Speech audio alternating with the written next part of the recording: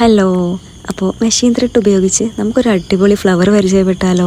നമ്മുടെ ഡ്രസ്സിൽ ഹോൾസോ മറ്റോ വന്നു കഴിഞ്ഞാൽ ഈ ഒരു വീഡിയോ യൂസ്ഫുൾ ആവും കേട്ടോ. അതിന് വേണ്ടിയിട്ട് നമുക്ക് ഒരു ബ്ലൈഡും ത്രെഡും എടുത്തിട്ട് ഇതുപോലെ സെൻറ്ററിൽ കട്ട് ചെയ്ത് കൊടുക്കുക. എന്നിട്ട് ഇതുപോലെ ഫോൾഡ് ചെയ്യുക.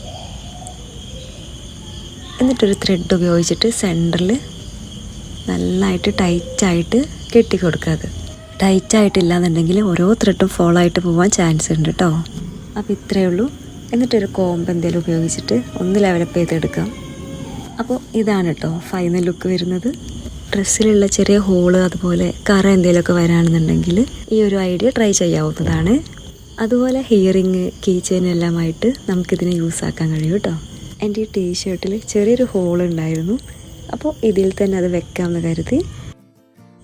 അപ്പോൾ എങ്ങനെയുണ്ട്? വീഡിയോ ഇഷ്ടപ്പെട്ടാൽ ലൈക്കും കമൻറ്റും ചെയ്യണേ. ബായ്.